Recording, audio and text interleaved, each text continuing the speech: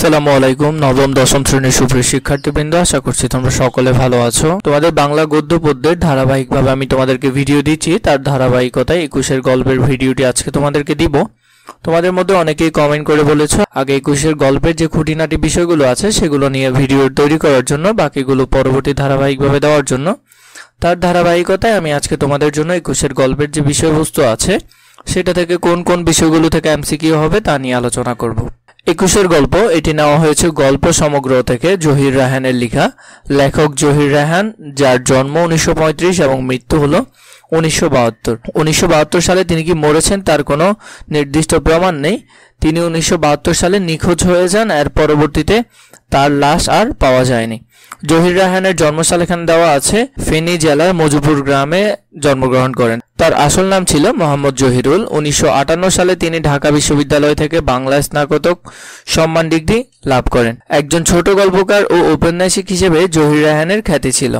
ছোট গল্পকার এবং ঔপন্যাসিক হিসেবে তার খ্যাতি ছিল। তিনি মূলত মধ্যবিত্ত জীবনের রূপকার, মানে তার এই যে লেখার মধ্যে ফুটে উঠত মধ্যবিত্ত মানুষের জীবনে বিভিন্ন ধরনের বৈশিষ্ট্য। চারপাশের মানুষের সুখ দুঃখ আনন্দ বেদনা চিত্র তার রচনায় সমৃদ্ধ রয়েছে। অসঙ্গতির বিরুদ্ধে তার কণ্ঠ ছিল বলিষ্ঠ, মানে তিনি সবসময় ন্যায়ের পথে দাঁড়াতেন এবং অন্যায়ের বিরুদ্ধে কথা বলতেন। হাজার বছর ধরে, বরফ গলা নদী, শেষ বিকেলের মেয়ে, আরেক ফাল্গুন ইত্যাদি তার উল্লেখযোগ্য উপন্যাস। তার এই উপন্যাসের মধ্যে সবচেয়ে বেশি গুরুত্বপূর্ণ এবং বারবার আসা প্রশ্ন হলো হাজার বছর ধরে এবং আরেক ফাগুন। এই দুইটা সবচেয়ে বেশি আসে পরীক্ষায়। বাংলাদেশের একজন খ্যাতিমান চলচ্চিত্রকার হিসেবে জহির রায়হানের পরিচিত রয়েছে। স্বাধীনতা যুদ্ধে বাংলাদেশে বিজয় লাভের অল্পকাল পরে 1972 সালের 30 জানুয়ারি তিনি নিখোঁজ ও শহীদ হন। তার লাশ পাওয়া যায়নি। তপুকে আবার ফিরে পাবো এ কথা ভুলেও ভাবিনি কোনোদিন। তবু সে আবার ফিরে এসেছে আমাদের মাঝে, ভাবতে অবাক লাগে। 4 বছর আগে যাকে হাইকোর্ট মোড়ে শেষবারের মতো দেখেছিলাম, কত বছর আগে দেখেছিল? 4 বছর আগে। ঘটনা প্রবাহটা আস্তে আস্তে চেঞ্জ হবে, তোমরা ধারাবাহিকভাবে দেখতে থাকো। আমি যদি আগে থেকে বলে ফেলি তাহলে তোমরা অনেক কিছুই হয়তো বুঝবে না এবং তোমাদের অনেকটাই বিরক্তি লাগবে। 4 বছর আগে যাকে হাইকোর্ট মোড়ে শেষবারের মতো দেখেছিলাম, যাকে জীবনে আর দেখব বলে স্বপ্নেও কল্পনা করিনি, সেই তপু ফিরে এসেছে। ও ফিরে আসার পর থেকে আমরা সবাই যেন কেমন একটু উদ্বিগ্ন হয়ে পড়েছি। রাতে ভালো ঘুম হয় না, যদিও একটু আধটু তন্দ্রা আসে, তন্দ্রা মানে একটু একটু ঘুমের ঝুঁকি আসে, তবু অন্ধকারে হঠাৎ ওর দিকে চোখ পড়লে গা হাত পা শিউরে ওঠে। ভয়ে জড়সড় হয়ে যায়। লেপের নিচে দেহটা ঠক ঠক করে কাঁপে। কেমন করে কাঁপে? ঠক ঠক করে। এখানের মধ্যে যে লাইনগুলো দাগানো আছে এগুলো কিন্তু পরীক্ষার জন্য অনেক বেশি গুরুত্বপূর্ণ। এখানে দেখো এই যে কথাগুলো বলছে এগুলো কিন্তু গল্পকথক কথাগুলো বলছে, মানে এক কথায় ধরে নিতে পারো জহির রায়হান। দিনের বেলা ওকে ঘিরে আমরা ছোটখাটো জটলা পাকাই, মানে সবাই মিলে গল্প ওর বিষয়টা নিয়ে কথা বলি। খবর পেয়ে অনেকেই দেখতে আসে ওকে। অবাক হয়ে ওর দিকে তাকিয়ে থাকে ওরা। আমরা যে অবাক হই না তা নয়, আমাদের চোখেও বিস্ময় জাগে। 2 বছর ও আমাদের সাথে ছিল। ওকে তপু। তপু ওদের সাথে কত বছর ছিল? তপু ওদের সাথে 2 বছর ছিল। ওর শ্বাস প্রশ্বাসের খবরও আমরা রাখতাম। সত্যি কি অবাক কাণ্ড দেখো তো। কে বলবে যে এই তপু? ওকে চেনাই যায় না। কেন চেনা যায় না? এখানে আসলে ওর কঙ্কালকে বলা হচ্ছে। একটু পরে ঘটনা প্রবাহ যখন আরো যাবে তখন আমরা বুঝতে পারবো আসলে কি হচ্ছে। এর পরবর্তীতে আমি তোমাদেরকে গল্পের ব্যাখ্যাটা বলবো। ওর মাকে ডাকো। আমি হলফ করে বলতে পারি ওর মা ও চিনতে পারবে না ওকে। কেন চিনতে পারবে না? কারণ ওর এটা কোনো দেহ নয়, এটা কঙ্কাল, মানে ওর দেহের কঙ্কালের কথা বলছে এখানে। আর ওর মারা যায় ভাষা আন্দোলনের সময়, তখন আমরা ঘটনা ধারাবাহিকতায় সেটা দেখতে পাবো। চিনবে কি করে? জটলার এক পাশ থেকে রাহাত নিজের মতো বলে। রাহাত কিন্তু ওদের বন্ধু। ওরা 3 জন ছিল। গল্পকথক ছিল একজন, মানে জহির রায়হান, রাহাত আরেকজন, তপু একজন। ওরা 3 জন বন্ধু ছিল এবং ওরা একসাথে প্রায় 2 বছর থেকেছে। এর পরবর্তীতে তো তপু মারা গিয়েছে এবং রাহাত আর গল্পকথক একসাথে ছিল। চেনার কোনো উপায় থাকলে তো চিনবে। এই অবস্থায় কেউ কাউকে চিনতে পারে না।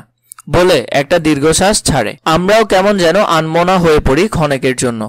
অনেক কষ্টে ঠিকানা জোগাড় করে কাল সকালে রাহাতকে পাঠিয়েছিলাম তপুর মা আর বউকে খবর দেওয়ার জন্য। ঠিকানায় কাকে পাঠানো হয়েছিল? রাহাতকে ঠিকানায় পাঠানো হয়েছিল যাতে তার মা এবং তার বউকে খবর দিতে পারে। সারাদিন এখানে সেখানে পাই পাই করে ঘুরে বিকালে যখন রাহাত ফিরে এসে খবর দিল ওদের কাউকে পাওয়া যায়নি, তখন রীতিমতো ভাবনায় পড়লাম। এখন কি করা যায় বলো তো? ওদের একজনকেও পাওয়া গেল না। আমি চোখ তুলে তাকালাম রাহাতের দিকে। বিছানার উপর ধপাস করে বসে রাহাত বলল, ওর মা মারা গেছে। তাহলে তপুর মা মারা গেছে। মারা গেছে? আহা, সেবার এখানে গড়াগড়ি দিয়ে কি কান্নাকাটি না তপুর জন্য কেঁদেছিলেন তিনি। মানে যখন তপু মারা গিয়েছিল তখন তিনি এসেছিলেন, এসে অনেক বেশি কান্নাকাটি করেছিলেন। কেমন ধরনের? গড়াগড়ি দিয়ে কান্নাকাটি করেছিলেন। ওর কান্না দেখে আমার নিজের চোখে পানি এসে গিয়েছিল। বউটার খবর? ওর কথা বলো না আর। রাহাত মুখ বাঁকালো। ও অন্য আর এক জায়গায় বিয়ে করেছে। সে কি এর মধ্যেই বিয়ে করে ফেললো মেয়েটা? তপু ওকে কত ভালোবাসতো। নাজিম বিড়বিড় করে বলে উঠল চাপা স্বরে। শানু বলল, বিয়ে করবে না তো কি, সারা জীবন বিধবা হয়ে থাকবে নাকি মেয়েটা? বলে তপুর দিকে তাকালো শানু। তাহলে এই যে শানু কি কথাটা বললো, কথাটা একটু ভালো করে দেখে রাখবে। আমরাও দৃষ্টি ফিরিয়ে আনলাম ওর উপর। সত্যি, কে বলবে এ 4 বছর আগের সেই তপু, যার মুখে এক ঝলক হাসি আঠার মতো লেগে থাকতো সব সময়। তার দিকে তাকাতে ভয়ে আমার রক্ত হিম হয়ে আসছে কেন। 2 বছর সে আমাদের সাথে ছিল, আমরা 3 জন, আমি, তপু আর রাহাত। এখানে আমি বলতে গল্পকথকের কথা বোঝাচ্ছে। তপু ছিল আমাদের মাঝে সবচাইতে বয়সে ছোট। তপু বয়সে ছোট ছিল কিন্তু সে বিবাহিত ছিল। কিন্তু বয়সে ছোট হলে কি হবে, ওই ছিল একমাত্র বিবাহিত। কলেজ ভর্তি হওয়ার বছর খানেক পর রেনুকে বিয়ে করে তপু। কাকে বিয়ে করে? রেনুকে। তাহলে এখানে এই যে তপু ছিল, তপুর বউয়ের নাম কি? তপুর বউয়ের নাম হলো রেনু। সম্পর্কে মেয়েটা আত্মীয় হতো ওর। দোহারা গড়ন, চিপচিপে কাঠি, আপেল রঙের মেয়েটা প্রায় ওর সাথে দেখা করতে আসতো। কি রঙের মেয়ে? আপেল রঙের মেয়ে। ও এলে, ও বলতে এখানে কাকে বোঝাচ্ছে? রেনু এলে আমরা চাঁদা তুলে চা আর মিষ্টি এনে খেতাম। কি তুলে? চাঁদা তুলে। কিন্তু চাঁদা তুলে ওরা চা আর মিষ্টি আনতো এবং ওরা খেত, আর গল্প গুজবে মেতে উঠতাম রীতিমতো। তপু ছিল গল্পের রাজা। তাহলে তপু ছিল গল্পের রাজা, খুব বেশি গুরুত্বপূর্ণ একটা লাইন। এটা এমসিকিউতে হুবহু আসতে পারে। যেমন হাসতে পারতো ছেলেটা, তেমনি গল্প করার ব্যাপারেও ছিল ওস্তাদ। এখানে যে অংশটা আছে এটা পড়ে হয়তো তোমাদের একটু করে বিরক্ত লাগবে, কারণ এটা পুরোটাই ভিন্ন দিকে চলে যাবে। এর পরবর্তীতে লেখক আবার মূল ঘটনায় ফিরে আসবে। যখন ও গল্প করতে শুরু করত তখন কাউকে কথা বলার সুযোগ দিত না। সেই যে লোকটার কথা তোমাদের বলেছিলাম না সেদিন, সেই হোটকা মোটা লোকটা, ক্যাপিটালে যার সাথে আলাপ হয়েছিল, ওই যে লোকটা বলেছিল সে বার্নার্স হবে। বার্নার্স বলতে একজন নাট্যকার বা সমালোচককে এখানে বোঝাচ্ছে। পরশু রাতে মারা গেছে একটা ছোকরা গাড়ির তলায় পড়ে। তাহলে তিনি কিন্তু মারা গিয়েছেন। পরশু রাতে মারা গেছে একটা ছোকরার গাড়ির তলায় পড়ে। আর সেই মেয়েটা যে ওনাকে বিয়ে করবে বলে কথা দিয়েছিল, ও মারা যাওয়ার পরদিন এক বিলেতি সাহেবের সাথে পালিয়ে গেছে। মানে এখানের মধ্যে খুব পুরোপুরি একটা ভিন্ন কথা বলছে। মানে সে তো গল্পের রাজা, সেখানের মধ্যে একটা গল্প বলছিল। সেখানের মধ্যে বিষয়গুলো ছিল যে একটা মেয়ে, এই যে একজন ছেলে ছিল মোটকা বলেছে যাকে, মোটা লোকটা, তাকে বিয়ে করার কথা ছিল একটা মেয়ের, কিন্তু সে মারা যাওয়ার কারণে এর পরের দিনই মেয়েটা একটা বিলেতি সাহেবের সাথে পালিয়ে গেছে। রুনি মেয়েটার খবর জানতো। সে কি রুনিকে চিনতে পারছো? না, শহরের সেরা নাচিয়ে ছিল। তাহলে শহরের সেরা নাচিয়ে ছিল কে? রুনি। আজকাল অবশ্যই রাজনীতি করছে। সেদিন দেখা হলো রাস্তায়। আগে তো পাটকাটি ছিল, এখন বেশ মোটাসোটা হয়েছে। দেখা হতেই রেস্তোরাঁয় নিয়ে খাওয়ালো। বিয়ে করেছি শুনে জিজ্ঞাসা করলো বউ দেখতে কেমন হয়েছে। এখানে ওই মেয়েটার সাথে তপুর কথা হচ্ছিল। এবার তুমি এসো। কথা বলতে শুরু করলে যেন আর পুরাতে চায় না। রাহাত থামিয়ে দিতে চেষ্টা করতো ওকে। ওকে বলতে এখানে তপুকে থামাতে চেষ্টা করতো, কিন্তু তপু অনর্গল কথাই বলতো। রেনু বলতো, আর বলবেন না, এত বকতে পারে। বলে বিরক্তিতে না লজ্জায় লাল হয়ে উঠল সে। তাহলে এখানের মধ্যে এই লাইনটা গুরুত্বপূর্ণ। সে বিরক্তিতে না লজ্জায় লাল হয়ে উঠল। তবু থামতো না তপু। একগাল হাসি ছড়িয়ে আবার পরম্পরাহীন কথার তুবড়ি ছোটাতো সে। থাকবে, অন্যের কথা যখন তোমরা শুনতে চাও না, নিজের কথাই বলি। এই যেমন ধরো আবার গল্পে ফিরে আসছে। ভাবছি ডাক্তারিটা পাস করতে পারলে এই শহরে আর থাকবো না। গায়ে চলে যাব, ছোট্ট একটা ঘর বাঁধবো সেখানে। আর তোমরা দেখো আমার ঘরে কোনো জাঁকজমক থাকবে না, একেবারেই সাধারণ। হ্যাঁ, একটা ছোট্ট ডিসপেন্সারি আর কিছু না। তাহলে সে তার ঘরে কি থাকার কথা বলেছিল? সে ছোট্ট একটা ডিসপেন্সারি আর কিছু না। মাঝে মাঝে এমনই স্বপ্ন দেখায় অভ্যস্ত ছিল তপু। এককালে মিলিটারিতে যাওয়ার শখ ছিল ওর। তাহলে তপু তো এখন ডাক্তারি পড়ছে, এর আগে তার মিলিটারিতে যাওয়ার শখ ছিল, কিন্তু বরাত মন্দ ছিল, জন্মখোড়া। তার পা একটা থেকে একটা একটু ছোট ছিল, তাই বলছে জন্মখোড়া। ডান পা থেকে বাম পাটা 2 ইঞ্চি ছোট ছিল ওর। এটা খুব বেশি গুরুত্বপূর্ণ লাইন। ডান পা থেকে, তার মানে তার বাম পাটা ছিল 2 ইঞ্চি ছোট ডান পার তুলনায়। তবে বা জুতোর হিলটা একটু উঁচু করে তৈরি করায় দূর থেকে ওর খুঁড়িয়ে খুঁড়িয়ে চলাটা চোখে পড়তো না সবার। আমাদের জীবনটা ছিল যান্ত্রিক। যান্ত্রিক বলার কারণ ছিল কারণ ওরা শহরে থাকতো, আর শহরে তো জানো যে এখানে সব সময় গাড়ি ঘোড়া এই সেই সাউন্ড অনেক কিছুই হয়। গ্রামীণ পরিবেশ আর শহরের পরিবেশ তো অনেকটাই ভিন্ন। কাক ঢাকা পরে বিছানা ছেড়ে উঠতাম আমরা। কেমন পরে? কাক ঢাকা পরে। কারণ শহরের মধ্যে দেখবে যে কাক আর কুকুর এই দুটোই বেশি দেখা যায় প্রাণী হিসেবে। কারণ এখানে অন্যান্য প্রাণীর বসবাসের জন্য, অন্যান্য প্রাণী বা পাখি যে বসবাস করবে ওইরকম উপযোগী পরিবেশ শহরে থাকে না। তপু উঠতো সবার আগে। তাহলে সবার আগে কে উঠতো? তপু। ও জাগাতো আমাদের দুজনকে। ওঠো, ভোর হয়ে গেছে, দেখছো না? অমন মোষের মতো ঘুমোচ্ছ কেন? ওঠো। তাহলে কেমন করে ঘুমাচ্ছিল? মোষের মতো বলে উল্লেখ করেছে। গায়ের ওপর থেকে ল্যাপটা টেনে ফেলে দিয়ে জোর করে আমাদের ঘুম ভাঙাতো তপু। মাথার কাছে জানালাটা খুলে দিয়ে বলতো, দেখো বাইরে কেমন মিষ্টি রোদ উঠেছে, আর ঘুমিও না, ওঠো। তাহলে এখানে রোদকে কেমন বলেছে? মিষ্টি রোদ। আমাদের ঘুম ভাঙিয়ে নিজ হাতে চা তৈরি করতো তপু। চায়ের পেয়ালায় শেষ চুমুক দিয়ে আমরা বই খুলে বসতাম। তারপর 10টা নাগাদ স্নানহারা সেরে ক্লাসে যেতাম আমরা। মানে তারা 10টার সময় কি করতো? গোছল গা ধুয়ে সবকিছু রেডি করে 10টার সময় কোথায় যেত? ক্লাসে যেত। বিকেলটা কাটতো বেশ আমোদ ফুর্তিতে। কোনোদিন স্কাটনে বেড়াতে যেতাম আমরা, কোনোদিন বুড়িগঙ্গার ওপারে। তাহলে তারা হয় স্কাটনে বা বুড়িগঙ্গার ওপারে যেত। আর যেদিন রেনু আমাদের সাথে থাকতো সেদিন আজিমপুরের পাশ দিয়ে হাঁটতে হাঁটতে দূর গায়ের ভেতর হারিয়ে যেতাম আমরা। তাহলে আজিমপুরের পাশ দিয়ে দূর গায়ে মানে ওরা অনেক দূরে চলে যেত। রেনু মাঝে মাঠে আমাদের জন্য ডালমুট বেচে আনতো বাসা থেকে। গেয়েও পথে হাঁটতে হাঁটতে মুড়মুড় করে ডালমুট চিবাতাম আমরা। অপু বলতো, দেখো রাহাত, আমার মাঝে মাঝে কি মনে হয় জানো কি? এই যে আঁকা বাঁকা লাল মাটির পথ, এই পথের, তাহলে এখানে পথকে কেমন বলেছে? লাল মাটির পথ। এই পথের যদি শেষ না হতো কোনোদিন, অনন্তকাল ধরে যদি এমনই চলতে পারতাম আমরা। এ কি, তুমি আবার কবি হলে কবে? ব্রুজোড়া কুচকিয়ে হঠাৎ প্রশ্ন করতো রাহাত। না না, কবি হতে যাব কেন? ইতস্তত করে বলতো তপু। তবু কেন যেন মনে হয় স্বপ্নালু চোখে স্বপ্ন নাপতো তার। আমরা ছিলাম 3 জন, আমি, তপু আর রাহাত। দিনগুলো বেশ কাটছিল আমাদের, কিন্তু আকস্মাৎ শীত পড়ল। হোস্টেলের বাইরে সবুজ ছড়ানো মাঠটাতে অগণিত লোকের ভিড় জমছিল সেদিন। ভোর হতে ক্রুদ্ধ ছেলে বুড়োরা এসে জমায়েত হয়েছিল সেখানে।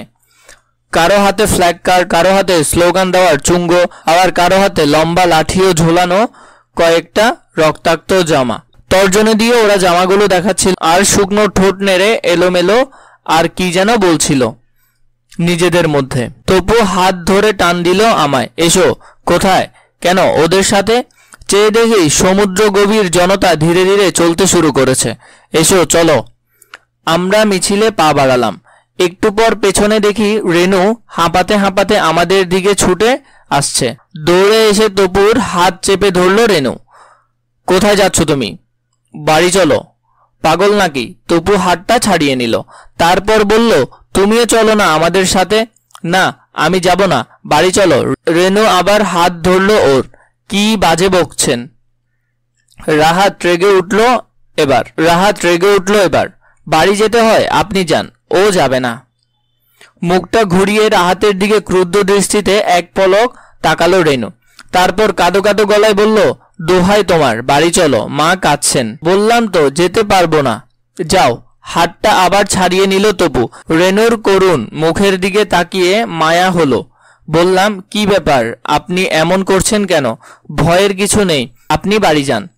কিছুক্ষণ ইতস্তত করে টলটল চোখ নিয়ে ফিরে গেল রেনু। মিছিলটা তখন মেডিকেল গেট পেরিয়ে কার্জন হলের কাছাকাছি এসে গেছে।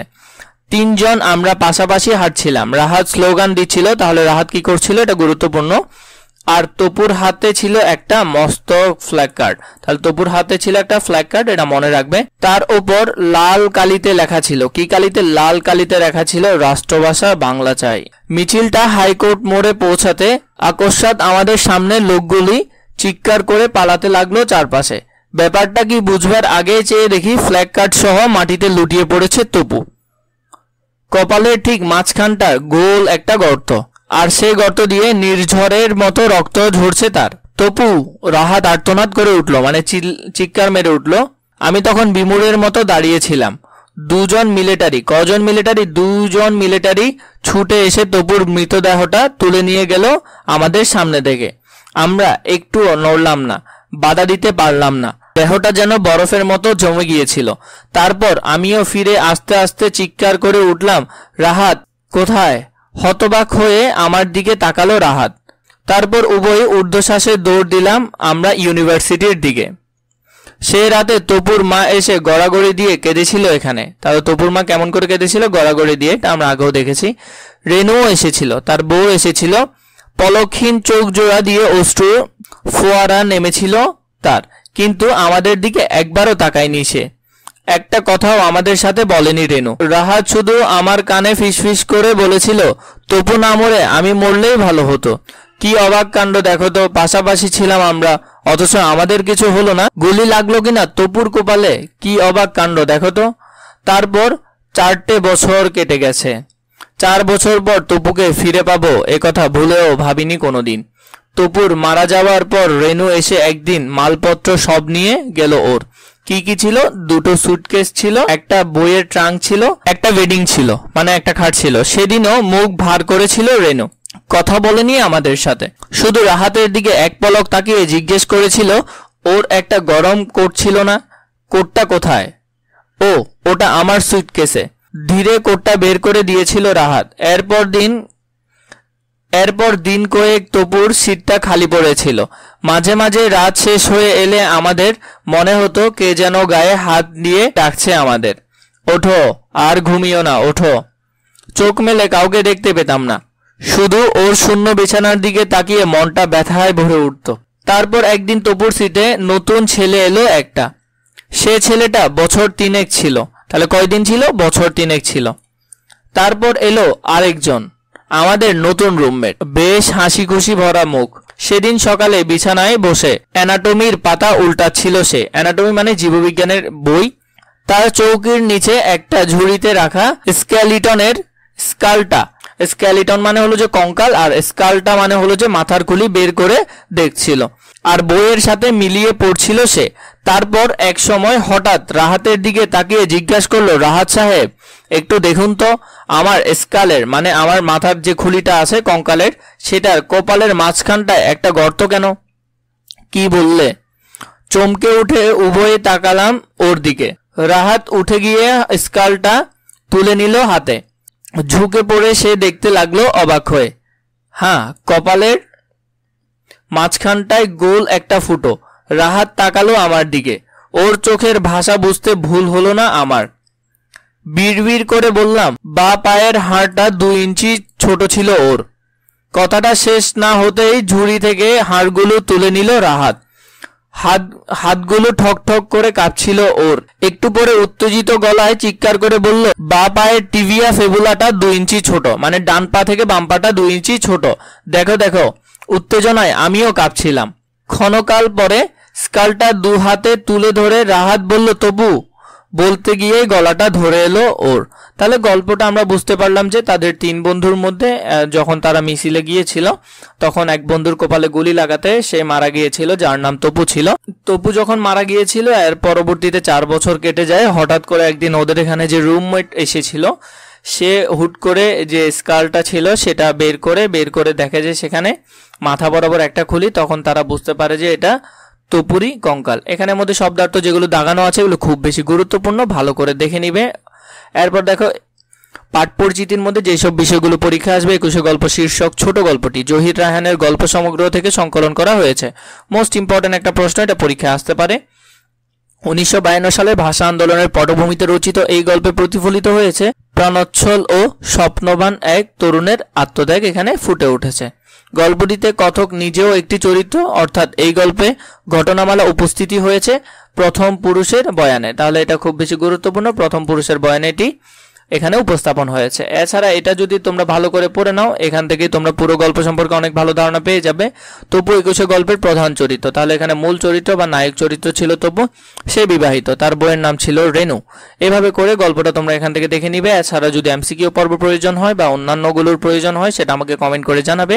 ইনশাআল্লাহ তোমাদের জন্য রেডি করার চেষ্টা করব।